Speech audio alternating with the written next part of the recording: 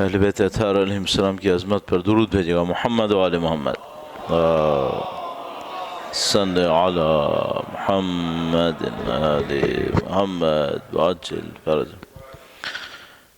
وقت کے امام کے حضور اداء احترام کے لیے انشاءاللہ ان کی ظہور کی تعجیل کے لیے جس مشکل میں امتحان میں مسلمان بالاخص فلسطین کے مسلمان مبتلا ہیں ان سب میں ان کی کامیابی کے لیے درود بھیجیں محمد و آل محمد پر. صلی علی محمد محمد وعجل فرج. اعوذ باللہ من الشیطان الرجیم. بسم اللہ الرحمن الرحیم. الحمد للہ رب العالمین والصلاة والسلام علی سید الانبیاء والمرسلین حبیب الہ العالمین ابی القاسم محمد اللہم صل علی محمد آل محمد وعجل فرج وعلی آلہ الطیبین الطاہرین سیما بقیۃ اللہ فی الارضین. قال اللہ تعالی فی کتابہ الکریم. بسم اللہ الرحمن الرحیم. وَنُرِيدُ أَن نَّمُنَّ عَلَى الَّذِينَ اسْتُضْعِفُوا فِي الْأَرْضِ وَنَجْعَلَهُمْ أَئِمَّةً وَنَجْعَلَهُمُ الْوَارِثِينَ. ایک بار پھر درود بھیجے گا محمد و آل محمد پر. اللہ صلی علی محمد آل محمد وعجل فرجهم. خدا متعال کا انتہائی شکر انتہائی احسان ہے. ایک بار پھر خدا متعال نے یہ موقع نصیب کیا کہ ہم دین کے بارے میں سوچیں، دین کے بارے میں غور و فکر کریں. روایت کے مطابق خدا جب کسی بندے پہ احسان کرتا ہے تو اس کو یہ سعادت دیتا ہے کہ وہ دین کے بارے میں سوچے، دین کے بارے میں غور و فکر کرے. اللہ کی دی ہوئی اس نعمت کا شکر بجا لانے کے لیے کہ انشاءاللہ خدا ہمیں اپنے دین پر چلنے کی سعادت نصیب فرمائے اور انشاءاللہ اس دین کی عظمت وقت کے امام کے ظہور کے دن کے ذریعے دیکھنا نصیب فرمائے. درود بھیجے گا محمد و آل محمد پر. صلی علی محمد آل محمد وعجل فرجهم. بلا کسی تمہید کے جو ٹاپک ہمارے پاس ہے وہ اسلامی تہذیب اور ثقافتی یلغار اس عنوان سے ہے. اس کے جو ابتدائی پیرامیٹرز ہیں جو اس ٹائٹل کے اندر ہیں تھوڑا سا میں اس کو ایکسپلین کر دوں اور اس کے بعد انشاءاللہ چند نکات جو ہمارے خیال میں اہم ہیں اس اعتبار سے آپ کی خدمت میں عرض کریں گے.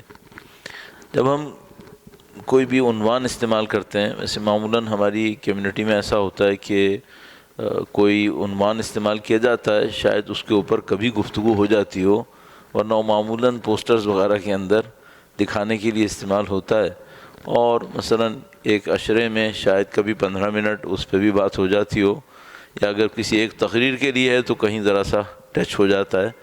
لیکن میں معمولاً کوشش یہ کرتا ہوں کہ جو عنوان ہمارے پاس ہو اس کو پریسائسلی ایڈریس کیا جائے اور اسی کے اوپر زیادہ تر محنت کی جائے اور اسی لیے سوچ سمجھ کے بھی انتخاب کرتے ہیں. تو یہ جو عنوان ہمارے پاس ہے اس میں ایک لفظ اسلامی استعمال ہوا ہے، ایک اس میں تہذیب استعمال ہوا ہے، ایک ثقافت استعمال ہوا ہے اور ایک یلغار استعمال کیا گیا. جان بوجھ کر اسلامی ثقافت اور تہذیبی یلغار، اسلامی تہذیب اور ثقافتی یلغار استعمال ہوا ہے. یہ نہیں بتایا کہ یلغار کس کی طرف سے ہے. تو جس کے اوپر یلغار ہے وہ تو اسلامی تہذیب ہے اور یلغار کس کی طرف سے ہے اس کو جان بوجھ کر خاموش رکھا گیا ہے اور میرے خیال میں اس کی ایک وجہ بھی ہے میں آپ کی خدمت میں عرض کروں گا. ان پیرامیٹرز کو تھوڑا سا ہم ٹچ کر لیتے ہیں اور اس کے بعد انشاءاللہ اس کو بیان کرتے ہیں. درود بھیجے گا محمد و آل محمد پر. صلی علی محمد آل محمد وعجل فرجهم. جب ہم تہذیب کا لفظ استعمال کرتے ہیں اور جب ہم ثقافت کا لفظ استعمال کرتے ہیں تو تہذیب کو سوچ لیجئے کہ یہ انگلش ٹرانسلیشن اگر ہم اس کا کریں تو ہم اس کو سویلائزیشن کہیں گے اور جب ہم کلچر ثقافت کا لفظ استعمال کرتے ہیں تو اس کے لیے ظاہر ہے کہ ہم کلچر کا لفظ اس کی اصطلاح استعمال کرتے ہیں.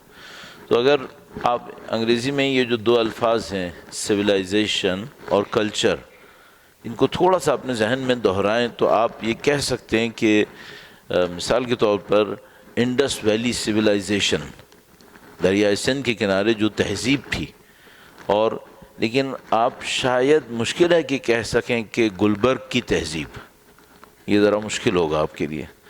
تو تہذیب میں ایک تو تھوڑا سا براڈ ہوگی اور تھوڑا سا اس میں ہسٹوریکل ٹچ ہوگا، یعنی آپ کسی لمبی مدت میں ایک علاقے کے رہن سہن، اس کے طریقہ کار، اس کے عقائد، اس کے آداب و رسومات، ان کو تہذیب کا نام دے سکتے ہیں لمبی مدت میں کچھ۔ تو بہت تھوڑی مدت کے لیے کوئی چیز ہو، کسی ایک چھوٹے سے علاقے کے لیے ہو، تو اس کو تہذیب کا نام دینا ذرا مشکل ہے۔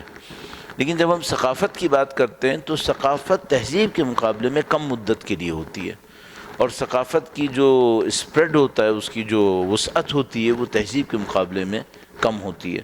تو مثال کے طور پر آپ کہہ سکتے ہیں کہ مثلاً ہم یہ کہہ سکیں گے کہ اس شہر کے رہنے والوں کی ثقافت، اور مثال کے طور پر مثلاً ہمارے میڈیا کے اندر جو کلچر ریفلیکٹ ہو رہا ہے، یہ ہم کہہ سکتے ہیں۔ لیکن ہم کہیں کہ ہماری میڈیا میں جو سویلائزیشن آ رہی ہے وہ ہم نہیں کہہ پائیں گے، کیونکہ اس کا میں نے عرض کیا کہ سویلائزیشن کا اسپیکٹرم بہت براڈ ہوتا ہے۔ تو ہم کہہ رہے ہیں اسلامی تہذیب، تو مجھے اپنے آپ سے پوچھنا پڑتا ہے کہ جب ہم کہتے ہیں اسلامی تہذیب تو یہ کون سی تہذیب ہے؟ چونکہ اسلام کی آئیڈینٹی ہے کیا؟ میرے خیال میں بہت مشکل کام ہمیشہ سے اور آج کے دور میں خاص کر یہ ہے کہ اسلام، کس چیز کو ہم اسلام تعبیر کریں گے؟ ہم اور آپ پاکستان میں ہیں، اور آج سے تقریباً 70-80 سال پہلے ہم ایک اور معاشرے کا حصہ تھے، اور اس معاشرے کے اندر ہم نے یہ نعرہ لگایا کہ ہم اسلامی ثقافت کو بچانے کے لیے، اسلامی تہذیب کو بچانے کے لیے ایک نیا ملک چاہتے ہیں۔ تو میں آپ سے پوچھوں گا کہ جس تہذیب کو بچانے کے لیے ہم نے نئے ملک کا مطالبہ کیا، اور صحیح کیا یا غلط کیا، اب اس کو ہم گفتگو میں نہ لائیں بہتر ہے، ویسے بھی حساس موضوع ہے، تو وہ تہذیب اسلامی حصہ ہے کون سا؟ تو مثال کے طور پر جب کوئی ایک رول کے طور پہ آپ کی خدمت میں عرض کر رہا ہوں، جب کوئی قوم کسی مائنورٹی میں ہوتی ہے کسی میجورٹی کے سامنے، تو وہ بعض اوقات اپنی ان چیزوں پر بھی پابند کر لیتی ہے اپنے آپ کو جس پر پابندی کی اس کو ضرورت نہیں تھی۔ بعض اوقات ایسا ہو جاتا ہے، تو چھوٹی چھوٹی چیزوں کو بھی وہ اپنی نشانی بنا لیتی ہے۔ اس کی وجہ یہ ہے کہ اس کو خوف ہوتا ہے کہ میں نے اگر یہ نشانی نہیں بنائی تو میں ڈیزالو ہو جاؤں گا۔ تو مثلا میں اپنے طور پہ سوچتا ہوں کہ ہم قربانی جب کرتے ہیں تو جو حضرت ابراہیم علیہ السلام و حضرت اسماعیل علیہ السلام کے واقعے میں قربانی ہوئی تھی، تو آپ سب جانتے ہیں کیا گائے کی قربانی ہوئی تھی؟ نہیں ہوئی تھی۔ اونٹ کی قربانی ہوئی تھی؟ کوئی ایک بھی اوپینین گائے یا اونٹ کے اوپر نہیں ہوگی۔ تو یہ جو ہمارا اصرار ہے کہ ہم نے گائے ہی قربان کرنی ہے، یہ کس بات پر ہے؟ کیوں ہے؟ آپ کہیں گے نہیں ہم بکرا بھی قربان کرتے ہیں، تو گائے، بکرا، اونٹ، یہ تینوں میں سے کوئی ایک روایت ہے کہ یہ قربان ہوئے تھے؟ نہیں ہے۔ تو پھر یہ اصرار کیوں ہے؟ یہ جو ہندو مسلم فسادات ہوتے تھے یہ گائے کی قربانی پہ ہوتے تھے۔ کیا گائے کی قربانی عید الاضحیٰ کے واقعے میں کسی روایت میں تھی کیا؟ نہیں تھی۔ ہم نے آئیڈینٹی بنائی ہے۔ یہ بہت ہوتا ہے جب ایک قوم مائنورٹی میں ہوتی ہے تو وہ میجورٹی کے مقابلے میں اپنی چھوٹی چھوٹی چیزوں پر اپنے آپ کو پابند کرتی ہے، کیونکہ اس کو ڈر لگتا ہے کہ اگر میں نے نہیں کیا تو میں ڈیزالو ہو جاؤں گا۔ تو سب سے پہلے آپ اور میں محنت کر کر اپنے آپ سے یہ سوال کر لیں اسلام کیا ہے، تاکہ ہمیں یہ پتہ چل جائے کہ وہ جو اسلامی تہذیب جس کا ہم دفاع کرنا چاہیں یا جس کو اپنی زندگی پہ نافذ کرنا چاہیں گے وہ کیا ہوگی۔ میں لباس کے سلسلے میں ایک مثال عرض کرتا ہوں آپ کی خدمت میں، درود بھیجے گا محمد و آل محمد پر، صلی علی محمد آل محمد وعجل فرج۔ دینی طالب علم ہونے کے ناطے بھی اور آپ اور میں دین کے فالوور ہونے کے ناطے بھی ہمارے سامنے یہ سوال آ سکتا ہے کہ بھئی اسلامی لباس کون سا لباس ہے؟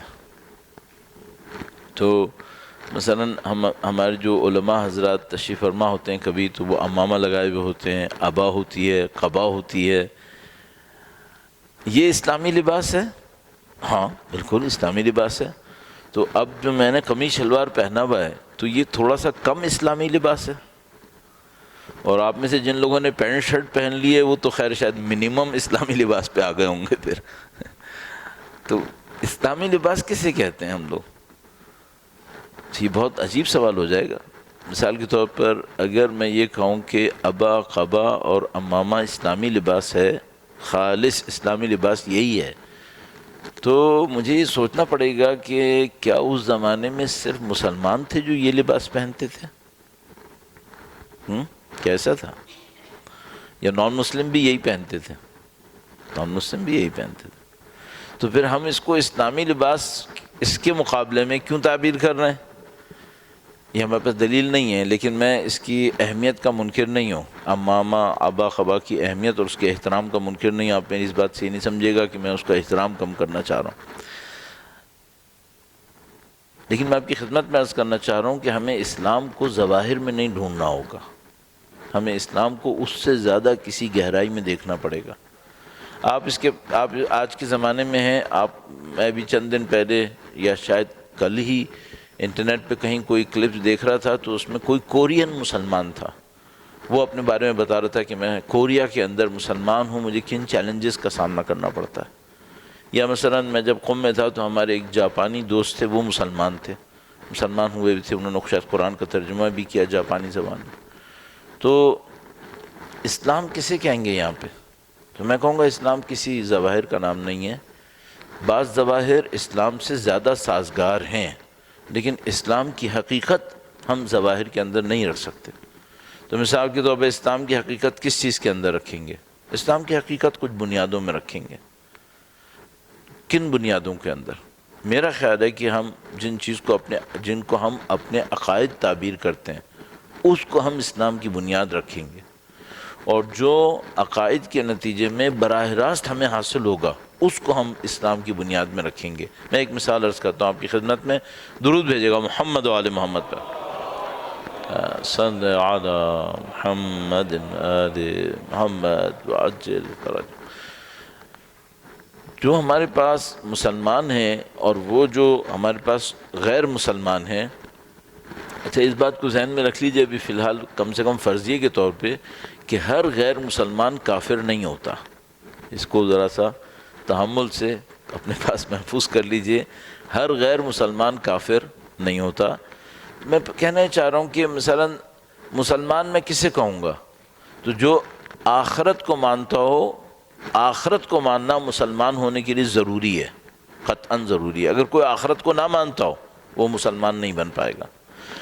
مسلمان ماننے کے لیے کائنات کا ایک خالق ماننا ضروری ہے، تو اگر کوئی کائنات کا ایک خالق نہ مانتا ہو پھر وہ مسلمان نہیں ہوگا۔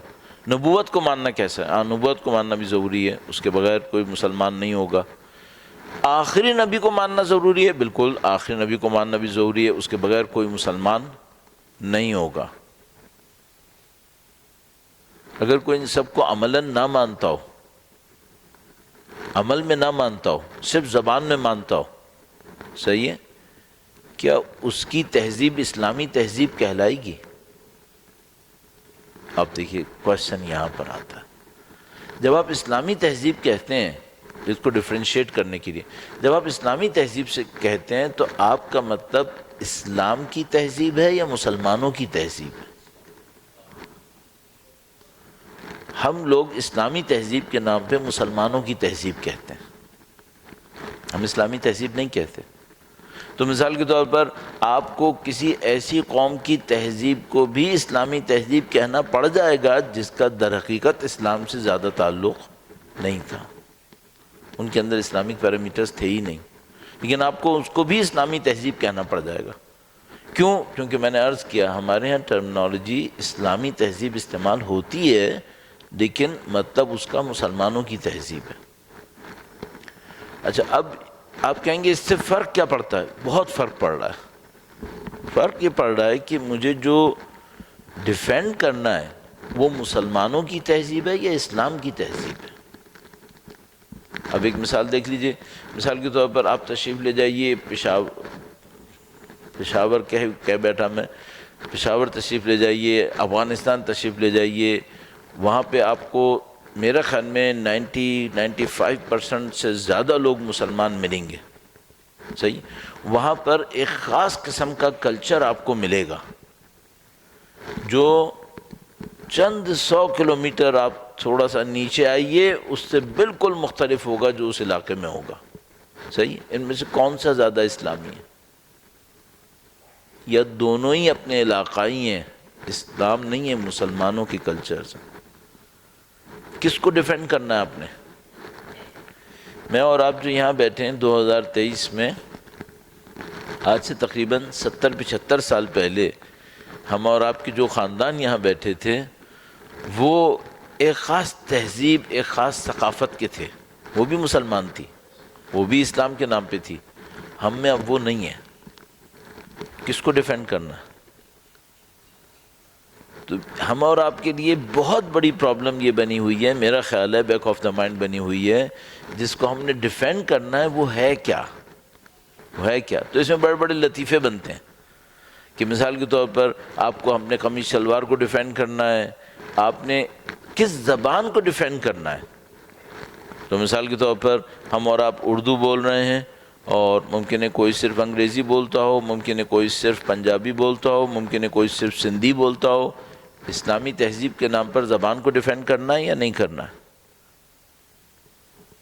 اگر نہیں کرنا تو کیا زبان کے تبدیل ہونے سے مسلمانوں کے طرز فکر پہ بھی تبدیلی آئے گی؟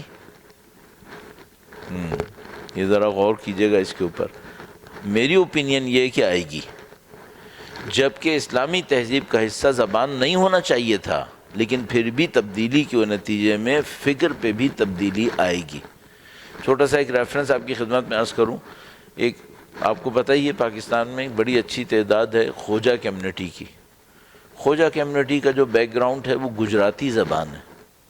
گجراتی زبان بولنے والے سب مل جائیں گے آپ کو. اس میں اہل بیت کے چاہنے والے بھی ہوں گے، کچھ لوگ دوسرے فرقوں کے بھی ہوں گے، اصل ہندو مذہب کے بھی ہوں گے، سب ہوں گے. لیکن جب مرجع تقلید سے پوچھا گیا کہ آیا گجراتی بولنے والے خوجہ قوم کو اپنی گجراتی زبان محفوظ کرنا چاہیے، مرجع تقلید نے اصرار کیا کہ ہاں کرنا چاہیے. کیا گجراتی زبان اسلام کی نشانی ہے؟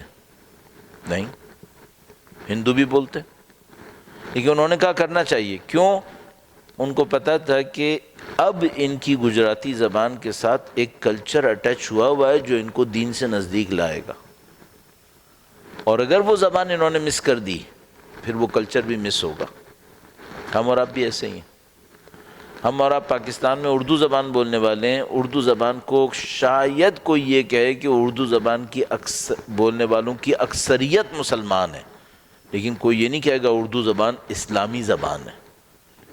لیکن ہمیں یہ پتہ ہے کہ اگر ہم اردو زبان کو اس وقت ہاتھ سے کھو بیٹھے تو ایک بہت بڑی تہذیب ہے جو پیچھے ہمارے ہاتھ سے نکل جائے گی. آیا قوموں کے ساتھ ایسا ہوا ہے؟ بالکل ہوا ہے. آخری کوئی قوم آپ کے ذہن میں مثال کے طور پر آتی ہے؟ ترکی کے ساتھ ایسا ہی ہوا ہے. فرسٹ ورلڈ وار کے بعد انہوں نے اپنی زبان تبدیل کی، بولنے میں تبدیل نہیں کی، صرف لکھنے میں تبدیل کی. عربی رسم الخط کی جگہ انگریزی لاطینی رسم الخط لے لیا. پوری قوم کا کلچر چینج ہو گیا. ہمارے ساتھ ایک لیول پر یہی کام ہوا ہے. وہ کیسے؟ مغل دربار کے اندر کون سی زبان استعمال ہوتی تھی؟ فارسی. آپ کی تہذیب اور ثقافت کا بہت بڑا حصہ فارسی میں ہے. اب آپ کا اس ثقافت سے کوئی کنیکشن ہے؟ نہیں. اب آپ کے لیے فارسی زبان فورنرز کی زبان ہے. صحیح ہے؟ آپ اپنے اس سارے تہذیبی ورثے سے ڈسکنیکٹ ہو گئے کیونکہ آپ کی زبان تبدیل ہو گئی ہے. صحیح، جبکہ ہم نے رسم الخط تبدیل نہیں کیا ہے، لیکن ہماری زبان تبدیل ہو گئی ہے. تو آپ وہ سارے کلچر سے ڈسکنیکٹ ہو گئے. تو اب مثال کے طور پر آپ سے اور مجھ سے کوئی کہے کہ مثال کے طور پر فردوس نامہ فردوسی کا پڑھو، ہمیں نہیں پتہ کیا ہے شاہ نامہ فردوس کا پڑھو، ہمیں نہیں پتہ یہ کیا چیز ہے، لیکن وہ ہمارے کلچر کی ہے. یا مثلا ہم سے کوئی کہے امیر خسرو کا کلام پڑھو، ہمیں نہیں معلوم وہ کیا بنے گا، جبکہ ہمارے کلچر کی ہے. تو یہ ستم ہوتا رہتا ہے. میں اس میں صرف یہ اتنا ٹائم میں نے آپ کی خدمت میں اس لیے لیا کہ یہ لائنز بنانا آسان کام نہیں ہے، یہ لائنز بنانا ٹھیک ٹھاک مشکل کام ہے۔ اب اگر میں لائن بناؤں تو میں کیا لائن بناؤں؟ میں ایک لائن بنانے کی کوشش کرتا ہوں، درود بھیجے گا محمد و آل محمد پر، صلی علی محمد و آل محمد وعجل پر۔ میرے خیال میں اسلامی تہذیب میں مین ایلیمنٹ، سب سے امپورٹنٹ، اس کے عقیدتی نظام کو رکھنا ہوگا۔ اسلام کا عقیدتی نظام، وہ عقیدتی نظام لباس میں، زبان میں، رسم و رواج میں ایک خاص طریقے سے ہر علاقے میں ریفلیکٹ ہو رہا ہے۔ تو مثلا بر صغیر میں اسلام کا عقیدتی نظام ایک لباس کی صورت میں ظاہر ہوا ہے۔ اگر آپ اسے کھوئیں گے، خطرہ یہ ہے کہ آپ اپنے اس رسم و رواج اور اس تہذیب کو کھو بیٹھیں گے جو اسلام سے ایفیلیٹڈ ہے۔ مثال عرض کرتا ہوں، تھوڑا سا معذرت چاہتا ہوں اگر کوئی بات ایسی کہوں۔ آج کل شاید آپ نے دیکھا ہو، کم سے کم ہمارے جوانوں کے اندر شارٹس پہننے کا رواج بہت زیادہ چل نکلا ہے، صحیح ہے؟ تو یہ جو شارٹس پہنتے ہیں یا مثلا باہر آتے ہیں، تو کیا یہ ستر میں کوئی کمی ہے؟ ستر صحیح ہے، صحیح ہے۔ کیا یہ اسلامی ثقافت سے فٹ ہوتی بھی نظر آتی ہے یہ عادت؟ اسلامی تہذیب سے اس کو آپ ملا سکیں گے؟ ملا پا رہے ہیں کیا؟ نہیں، اسلامی تہذیب سے نہیں ملا پا رہے۔ کیوں؟ ایک باریک سی لائن ہے کہیں جو اس میں کراس ہو گئی ہے۔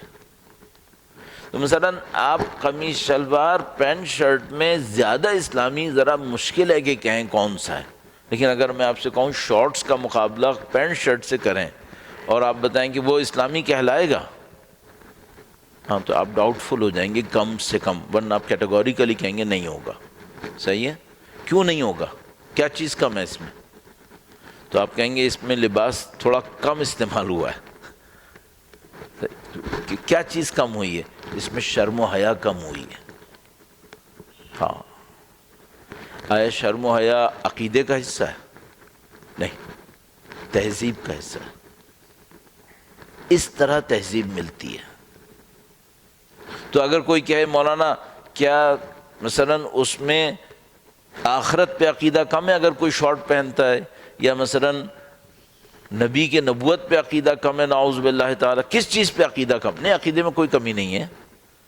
اس میں ایک اسلامی تہذیب کا مین کمپوننٹ ہے، وہ ہے شرم و حیا، اس کی کمی ہے، اس کی کمی ہے۔ تو آپ کو اور مجھے بہت ہوشیار ہونا پڑے گا کہ اسلامی تہذیب کہتے کسے ہیں۔ آپ تصور کیجئے گا، ہمارے کچھ دوست احباب ظاہر مغربی ممالک میں رہ رہے ہیں، وہ مغربی ممالک میں رہتے ہوئے اپنی مسلمان شناخت کے اوپر بہت اصرار کرتے ہیں۔ ان میں سے بعض یقین مانیے کہ ہم سے زیادہ محنت کرتے ہیں، جو پاکستان میں رہ رہے ہیں ان سے زیادہ محنت کرتے ہیں ان میں سے بعض لوگ، لیکن کچھ جگہوں کے اوپر وہ کچھ نہیں کر سکتے، کچھ نہیں کر سکتے۔ یعنی وہ اپنے بچے کو نہیں کہہ سکتے بیٹا یہ اسلامی نہیں ہے، یہ جو میں نے مثال ابھی آپ کی خدمت، وہ کیا کہہ سکتے ہیں کہ بیٹا یہ اسلامی نہیں ہے؟ نہیں کہہ سکتے، لیکن اس شرم و حیا کو وہ ختم ہوتا دیکھیں گے اور ڈیفینڈ بھی نہیں کر پائیں گے۔ ایک اور مثال عرض کرتا ہوں، آپ کی اور ہماری ثقافت میں ماں باپ کا ایک احترام ہے، اس احترام نے گزشتہ 40-50 سال کے اندر بہت ویریشن دکھائی ہے۔ تو مثال کے طور پر مثلا 50 سال پہلے جب باپ اور بچوں کا احترام تھا تو وہ کچھ اور تھا، اب کچھ اور ہو گیا ہے۔ صحیح ہے؟ کیا کوئی لائن ہے کہیں پہ جہاں پہ اس کے بعد کہیں کہ نہیں اب یہ اسلامی ثقافت سے بہت دور ہو گیا، اسلامی تہذیب سے بہت دور ہو گیا؟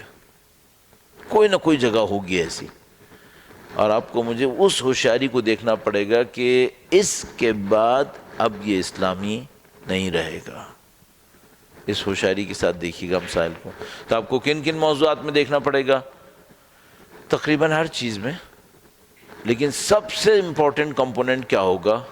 عقائد کا کمپوننٹ۔ میں اب اس سلسلے کی بس ایک آخری مثال عرض کر کے یہ الغار کی طرف عرض کرتا ہوں، درود بھیجے گا محمد و آل محمد پر۔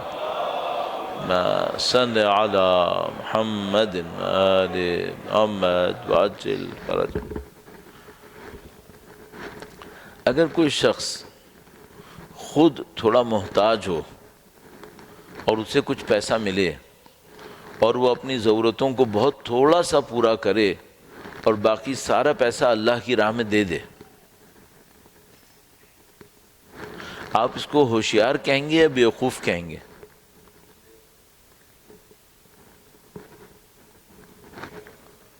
آج کے معاشرے میں قبول ہے؟ میں نے نہیں کہا، آپ نے کہا۔ حضرت ابو ذر کے بارے میں کیا خیال ہے؟ حضرت سلمان فارسی کے بارے میں کیا خیال ہے؟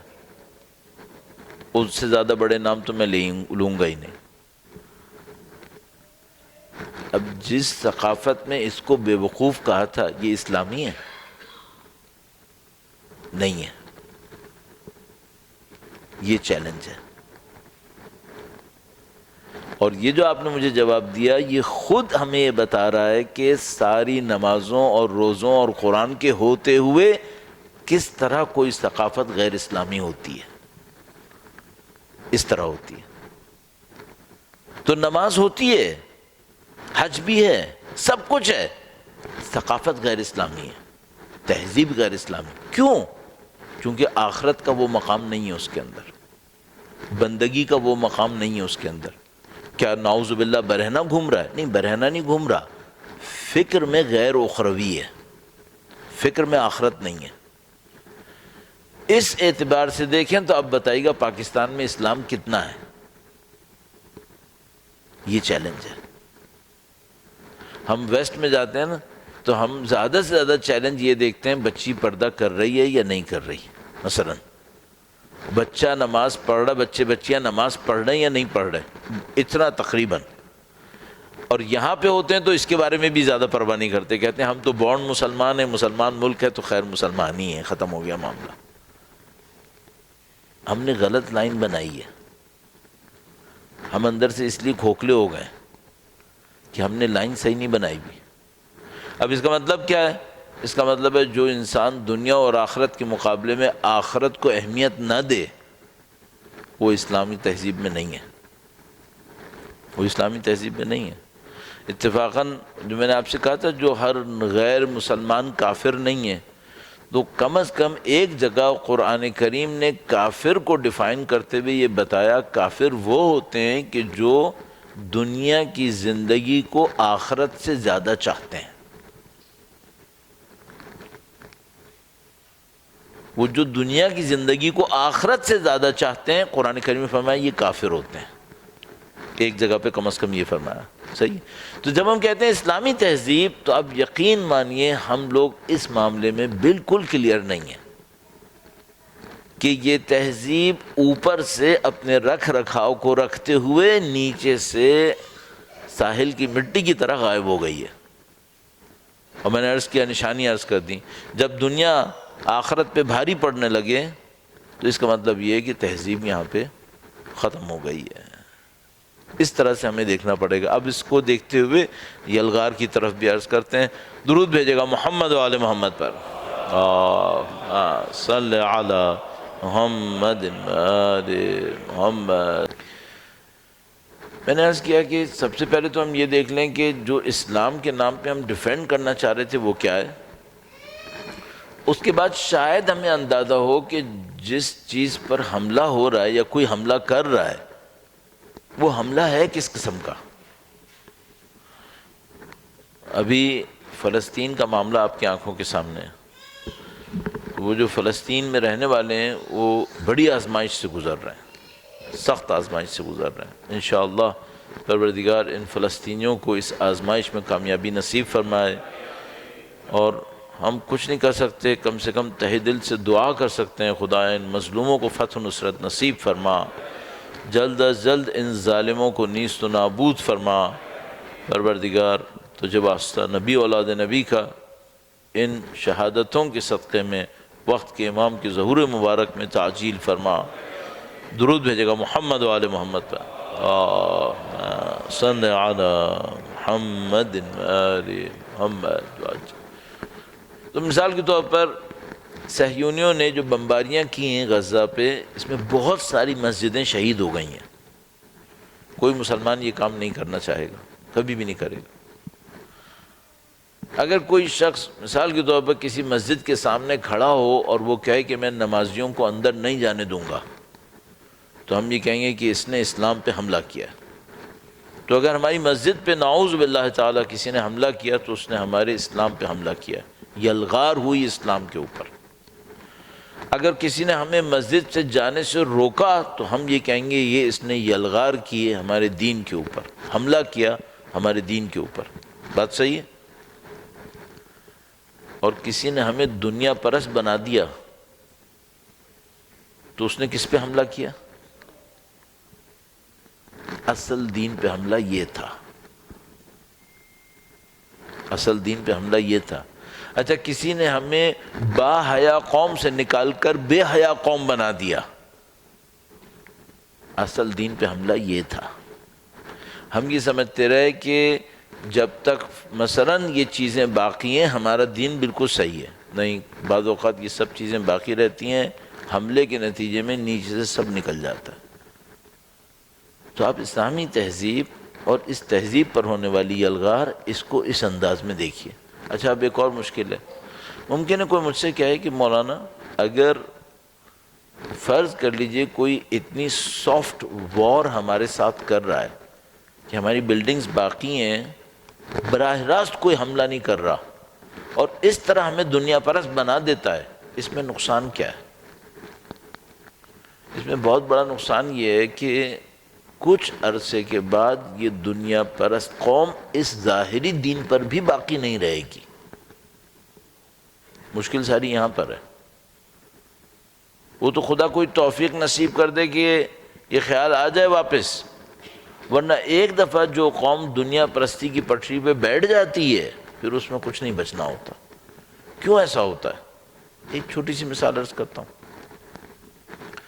اس وقت ہم اور آپ مثلاً دنیا میں کسی بھی جگہ پہ جاتے ہیں اور وہاں ان کو بتاتے ہیں کہ بھئی ہمارے یہاں ماں باپ کا خیال رکھا جاتا ہے، تو وہ لوگ تعجب سے سنتے ہیں کہ بھئی آپ ماں باپ کا اپنا خیال کرتے ہیں، اتنا خیال کرتے ہیں۔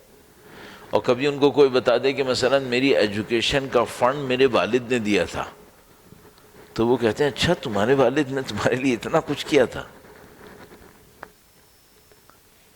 اگر دنیا پرستی حاکم ہوتی چلی گئی آگے کیا ہوگا؟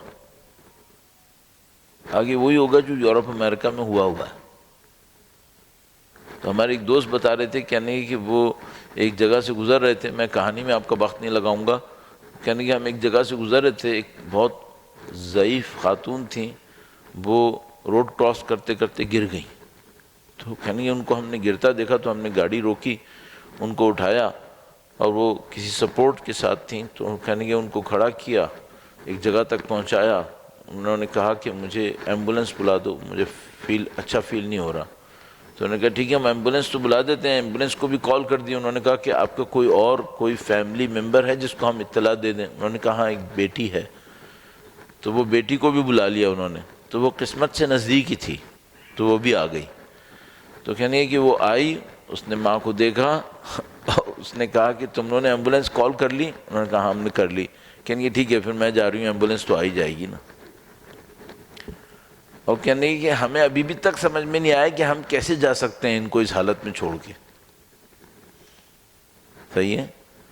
ہم سب کو پتہ ہے آگے یہ ہونا ہے۔ اچھا یہ کیوں ہونا ہے؟ کیونکہ ہم نے مادہ پرستی، دنیا پرستی کا انجام یہی دیکھا ہے، یہ ہم نے دیکھا ہے۔ صحیح ہے؟ اچھا اب جو اسلامی تہذیب پر ثقافتی الغار ہے وہ لباس پر ہے؟ نہیں۔ زبان پر ہے؟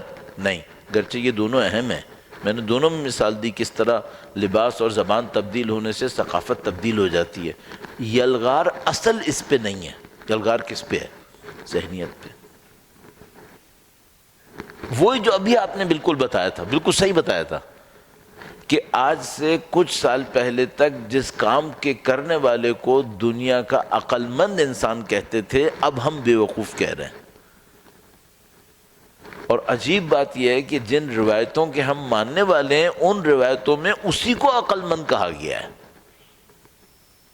اسی کو عقل مند کہا ہے، لیکن ہمارے نزدیک بیوقوف بن رہا ہے۔ اب سوال یہ ہے کہ بھئی یہ یلغار ہے، اس یلغار کی اس وقت مین جڑیں کہاں تک گئی ہوئی ہیں، اس کی جڑیں کہاں تک گئی ہوئی ہیں؟ تو میں ایک چھوٹی سی مثال اور عرض کروں گا تاکہ ہم اس کی یلغار کی ڈیپتھ کو تھوڑا سا اور دیکھ لیں اور فیوچر ہمارا کس طرف جا سکتا ہے۔ درود بھیجے گا محمد و آل محمد۔ محمد،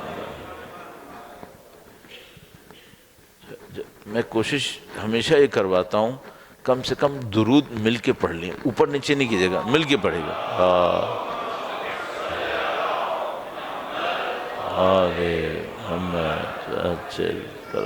چل جائے گا الحمدللہ۔ ہمارے بچے جو پاکستان سے باہر ہیں ان کا ایک فینومینا ہے، اس کو کوٹ کرتے ہوئے میں پھر یہاں پہ آؤں گا واپس دوبارہ۔ ان میں ایک عجیب فینومینا ہے، ایک بچی بہت اچھا لباس، حجاب، اسلامک سینٹر میں جاتی ہے، دینی قصیدے پڑھتی ہے، بہت اچھا ہوتا ہے۔ اس کو دیکھ کر، اس کی جملے سن کے مثلا کچھ لوگ کہتے ہیں کہ ہم رو پڑتے تھے۔ ہائی اسکول میں گئی، معاملہ ختم ہو گیا۔ ریپیٹڈلی یہی ہوتا ہے۔ ایسا کیوں ہوتا ہے؟ تو ہم نے دیکھا کہ بھئی وہاں پہ ہو کیا رہا ہے، کیوں ایسا ہوتا ہے؟ ہائی اسکول اور یونیورسٹی تک آتے آتے تقریباً سب نے فارغ ہونا ہوتا ہے، تقریباً۔ تو وہاں پر ایک پازیٹیو چیز ہے جو اسکول اور کالجز میں پڑھائی جاتی ہے، ہم سب کو پتہ ہے، اس کو ہم لوگ کہتے ہیں کریٹیکل تھنکنگ، تنقیدی فکر۔ بدقسمتی سے یہ تنقیدی فکر خود بخود لے جاتی ہے خدا کے انکار پہ، جبکہ تنقیدی فکر غلط نہیں ہونی چاہیے تھی، تنقیدی فکر اچھی بات ہے، آپ کو بلائنڈ فالوور نہیں ہونا چاہیے، سوچ سمجھ کے کام کرنا چاہیے، لیکن یہ تنقیدی فکر خود بخود لے جاتی ہے کہ وہ خدا کے بارے میں کم سے کم شک کرے یا ایسا انکاری کر بیٹھے۔ صحیح ہے؟ ہماری آج کی یونیورسٹیز میں کیا پوزیشن ہے؟ وہی فیکلٹیز جو وہاں پہ پڑھا رہی تھیں اب یہاں پر ہیں، مور اور لیس وہیں پر ہیں ہم۔ تو اب ہمارے ملک میں بھی یہ فینومینا بہت تیزی سے بڑھ رہا ہے اور مزید بڑھ رہا ہے کہ جب تک چھوٹے لیول پر اس ایجوکیشن میں ہیں تھوڑا بہت دیندار ہیں، اور جب ایک دفعہ یونیورسٹیز میں گئے اس کے بعد معاملہ ختم ہو گیا۔ صحیح ہے؟ اس کا حل کہاں پر ہے؟ اس کا حل ہم جیسے قدامت پسند معاشروں کے لیے بہت سخت ہے۔ ہم جو بر صغیر کے مسلمان ہیں یہ دنیا کے کنزرویٹو ترین مسلمان کاؤنٹ ہوتے ہیں۔ اس میں بہت ساری اچھائیاں ہیں لیکن کچھ برائیاں بھی ہیں۔ میں ایک دفعہ ایک ایرانی دوست سے ملا، وہ اس وقت کراچی میں ایرانی کلچرل سینٹر کے ڈائریکٹر تھے۔ تو مجھ سے کہنے لگے کہ میرے پاس ایک ریسرچ پروجیکٹ ہے، اگر کوئی اس کو کنڈکٹ کر سکے تو مجھے بتاؤ۔ ریسرچ پروجیکٹ کیا ہے؟ کہنے لگے مجھے یہ چیک کروانا ہے کہ ہم ایرانیوں پر کبھی کسی غیر مسلمان نے براہ راست حکومت نہیں کی ہے۔ بات بالکل صحیح ہے۔ حتیٰ کالونیز کے ٹائم میں تہران کے اوپر غیر مسلمان کوئی حکومت نہیں بنی تھی، ایرانی بادشاہ ہوتا تھا۔ اور کہنے لگے کہ تم لوگوں کے ملک کے اوپر کم سے کم 100 سال نان مسلمز نے براہ راست حکومت کی ہے۔ صحیح ہے؟ اور ابھی تک تم لوگوں کا پرانا لباس باقی ہے اور ہمارے پرانے لباس میں سے ایک بندہ بھی باقی نہیں ہے۔ ابھی تک تمہاری کلچر میں اسلام ریفلیکٹ ہو رہا ہے، ہماری کلچر میں نہیں ہو رہا۔ تو انقلاب کے بعد تبدیلی آئی ہے، ورنہ تو ہم بالکل ہی گئے تھے۔ صحیح؟ تو انہوں نے کہا کہ مجھے کوئی تحقیق کر کے یہ دے دے کہ بر صغیر کے مسلمانوں میں وہ کون سا ایلیمنٹ ہے جو ان کو بچا لیتا ہے۔ اب ایک اور نشانی عرض کرتا ہوں. ایک دفعہ پاکستان سے باہر ایک شہر کے اندر عاشور کا جلوس نکالا گیا. 2 اسپیکر نہیں چلیں گے، ایک ہی چلے گا. پاکستان سے باہر ایک شہر میں عاشور کا جلوس نکالا گیا. اس شہر میں بر صغیر سے وابستہ شیعہ آبادی کافی تھی، اور ایران سے تعلق رکھنے والی شیعہ آبادی کے بھی 6000 لوگ تھے. 6000 یا 4000 یا 6000. وہ جو جلوس نکلا وہ تقریباً 4 سے 6000 لوگوں کا ہی تھا. اس میں ایرانی 5 یا 6 آئے تھے. 5 یا 6. تو اس نے کہا کہ جو انہوں نے مجھ سے بات کی، انہوں نے کہا تم نے لباس تبدیل نہیں کیا، ہمیں تعجب ہے. پاکستان مغربی ممالک کے اندر زیادہ تر شیعہ مذہبی مراکز بر صغیر کے لوگ چلا رہے ہیں. شاید ہی کوئی ہو جو ایرانی چلا رہا ہو. یعنی یہ کیوں ہوا ایسا؟ تو میں جواب دینے کو تو ظاہری طور پہ میں بہت آسان جواب دے سکتا ہوں، چونکہ ہم کنزرویٹو ہیں، ہم باہر کی فکر کو اتنی آسانی سے قبول نہیں کرتے. لیکن میں کہوں گا نہیں، اس سے بھی زیادہ گہرائی میں جانا پڑے گا. یہ جو کنزرویٹو ہونا ہے، اس میں یہ اچھائیاں ہیں، لیکن اس میں ایک پرابلم ہے. اگر کوئی ہم پر حملہ ہوشیاری سے کرے، ہمارے ظواہر کو نہ چھیڑے اور ہمیں باطن سے کھوکھلا کر دے، ہمیں پتہ بھی نہیں چلے گا. بدقسمتی سے یہ ہو رہا ہے. البتہ اب وہ اس اسٹیج سے نکل کر شاید کچھ عرصے کے بعد ظواہر سے بھی لڑیں گے، خدا نہ کرے، شاید کبھی ایسا ہو جائے. ابھی کم سے کم یہ ہوا کہ ہم اندر سے کھوکھلے ہو رہے ہیں. نشانی کیا ہے؟ بار بار میں نہیں پکڑنا چاہوں گا، نشانی وہی ہے. کلچر جو اندر سے تھی وہ تبدیل ہو گئی ہے. صحیح ہے. یہ جو یلغار ہے، اس کو آگے آگے کون لڑ رہا ہے؟ میں آپ کے سامنے سوال رکھتا ہوں، آپ اپنے ذہن سے خود سوچئے گا. درود بھیجے گا محمد و آل محمد پر. صلی علی محمد آل محمد. یہ جو اسلامی تہذیب پہ ایک یلغار ہے، اگر میں آپ سے کہوں کہ اس یلغار میں جو بالکل فرنٹ پر آ کر دشمن حملہ کرنے والی فوج لائیں، وہ فوج کون سی ہے؟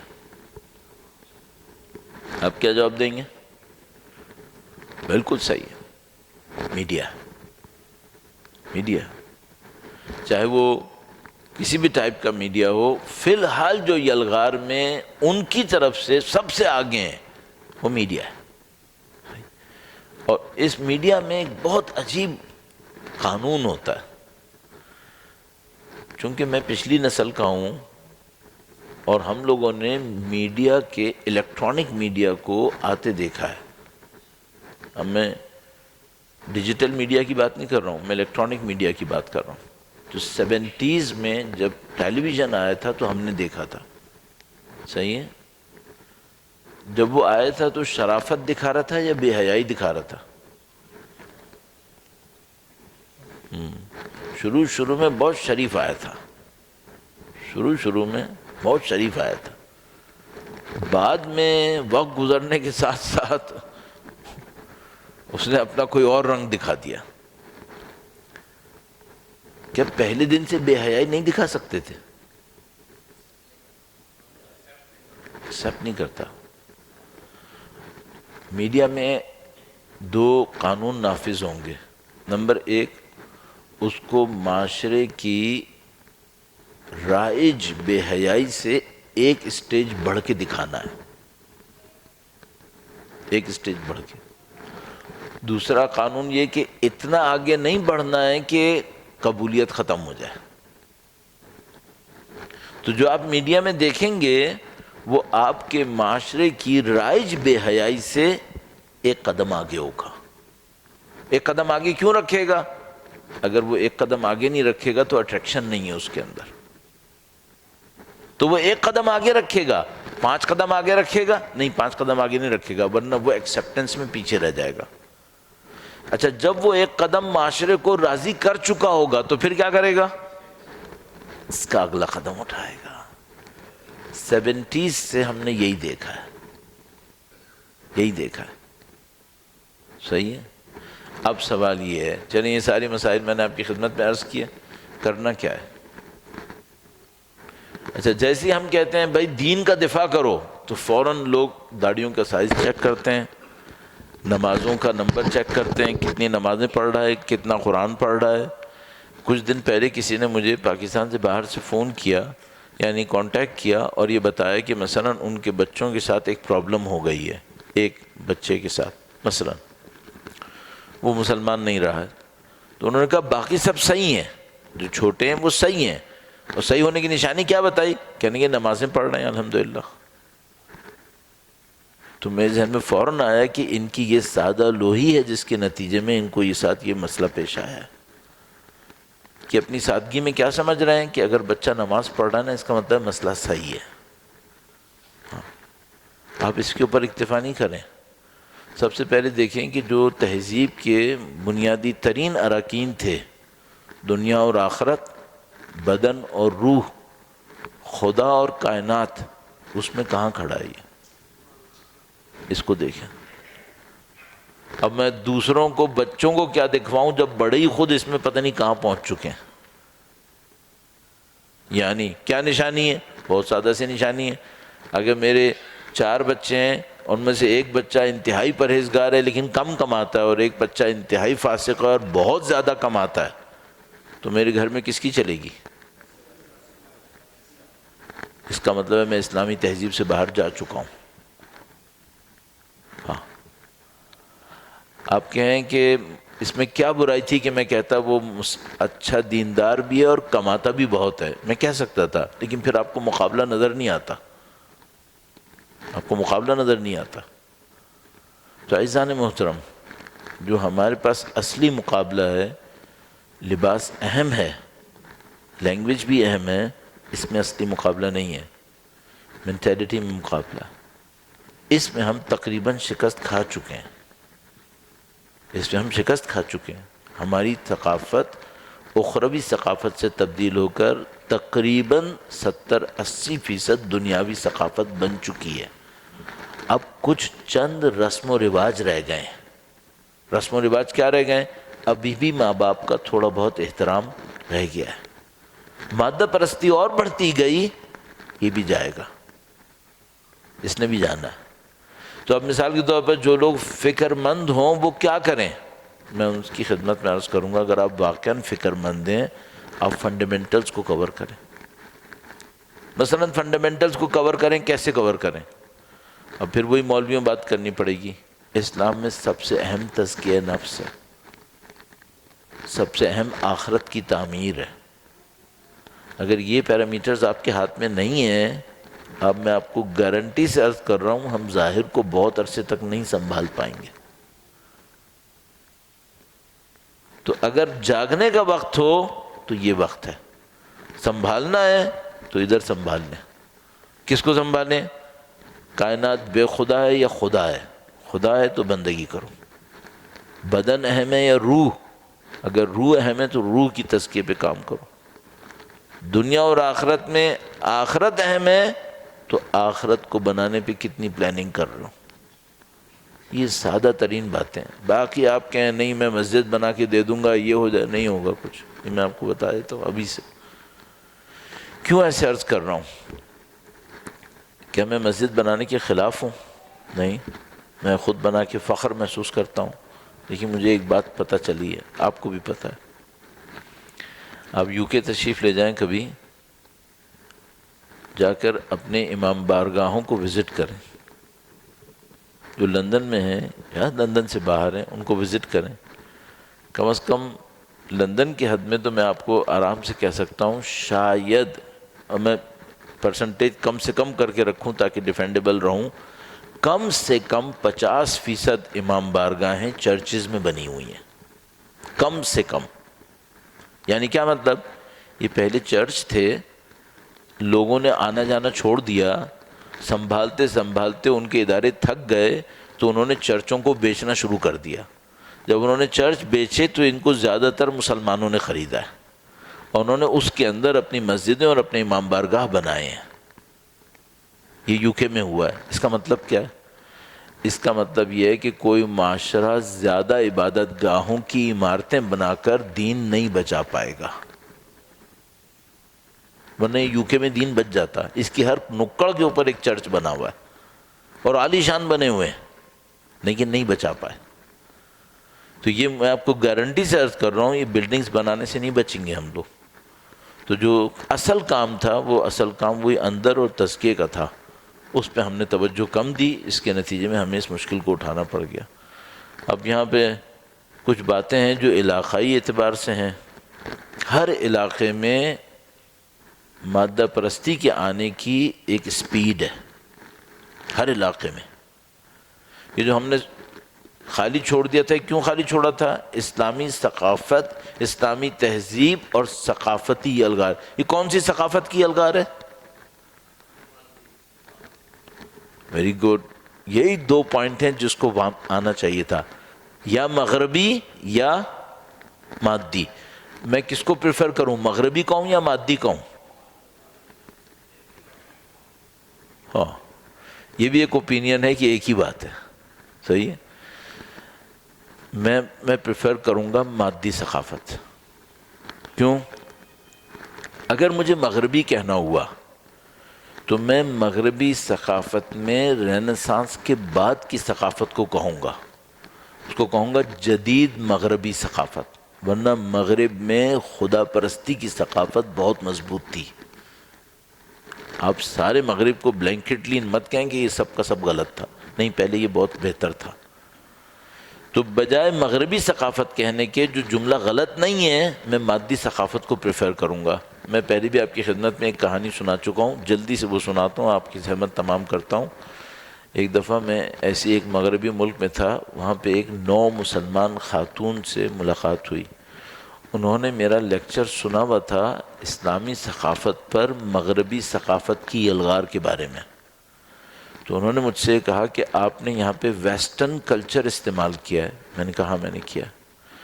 تو انہوں نے کہا کہ میرے اندر جو آپ کو ثقافت نظر آتی ہے، اور ان خاتون کے گھر پہ میں رہ چکا تھا، اس لیے مجھے دیکھنے کا موقع ملا کہ ان کا رکھ رکھاؤ کیسا ہے۔ تو انہوں نے کہا کہ میرے اندر آپ کو کتنا اسلام نظر آیا؟ تو میں نے اندازہ لگا کے کہا کہ میں نے کہا کہ شاید میرے حساب سے آپ کے اندر 80-85% اسلام ہے۔ تو انہوں نے کہا کہ میں بہت خوش ہوں۔ اب میں آپ کو بتا دوں کہ میں مسلمان ہونے سے پہلے اور بعد میں 60-70% وہی ہوں، مشکل سے 15-20% میری ذات تبدیل ہوئی ہے، باقی میں وہی ہوں۔ تو انہوں نے کہا میں مغربی ثقافت میں تھی، لیکن میں مغربی ثقافت کی الہی ثقافت میں تھی۔ تو انہوں نے مجھے مشورہ دیا کہ آپ مغربی ثقافت کا لفظ استعمال نہ کریں، آپ مادی ثقافت استعمال کریں۔ بات صحیح ہے، بات صحیح ہے۔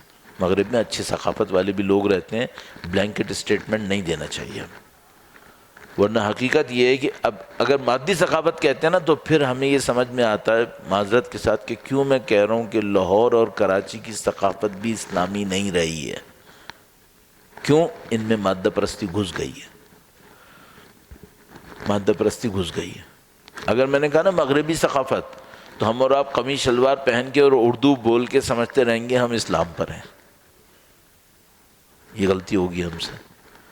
تو آپ یہ دیکھیے گا مادی ثقافت کتنی گھسی ہے، اور وہ آخر تک پہنچ گئی ہے۔ اس میں ہمارے پولیٹیشنز کا بھی کردار ہے، اس میں مجموعی طور پر جو مادہ پرستی اور دنیا پرستی اس کا کردار ہے۔ اچھا، اب ریزسٹ کرنا ہے تو کہاں پہ کرنا ہے؟ ہر شہر کا ایک کی خاصیت ہوتی ہے، ہر جگہ کی ایک خاصیت ہوتی ہے۔ آپ دبئی گئے ہوں گے تو آپ نے دیکھا ہوگا دبئی میں جو انڈر پاس وغیرہ بھی بنتے ہیں اس کو بھی بہت ڈیکوریٹ کرتے ہیں۔ ان سے زیادہ امیر ملک اپنی اس ٹائپ کی جگہوں کو اتنا ڈیکوریٹ کرتے ہیں جتنا دبئی والے کرتے ہیں؟ نہیں کرتے۔ یہ کیوں کرتے ہیں؟ ان کو شو بازی کا شوق ہے، صحیح ہے۔ مشکلات میں سے ایک مشکل یہ مصیبت ہے، جس سوسائٹی میں شو بازی کا شوق ہو اس کا مادہ پرستی میں پھنسنے کا چانس بہت زیادہ ہے۔ صحیح ہے. اب آپ تصور کیجیے گا آپ مادہ پرستی سے لڑیں گے کیسے. سب سے پہلا کام شوبازی بند کر دیں. آپ جس چیز کے ذریعے سے اپنی ذات کو لوگوں کے سامنے منوانے کی کوشش کریں یہ مادہ پرستی ہے.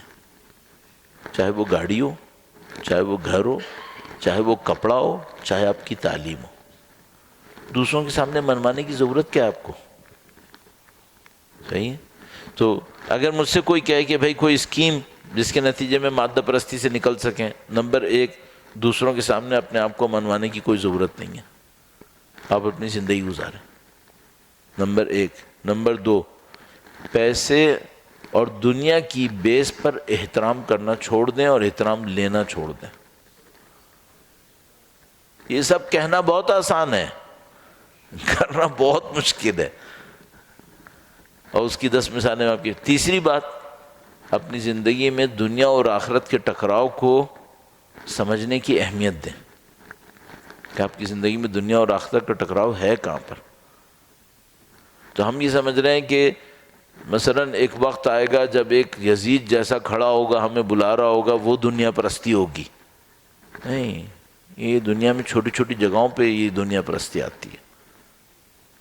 تو اس کو چیک کرنے کی کوشش کریں تاکہ ہم آہستہ آہستہ اسلامی ثقافت کے اوپر واپس آ سکیں اور اس سے پھر ہم اپنی نسلوں کو محفوظ کر سکیں. میں نے آپ کا کافی وقت لیا اور میں آہستہ آہستہ بھی بولتا رہا تاکہ مجھے کوئی رش نہ کرنا پڑے، سکون سے بات کروں اور آپ کی زحمت تمام کروں گا.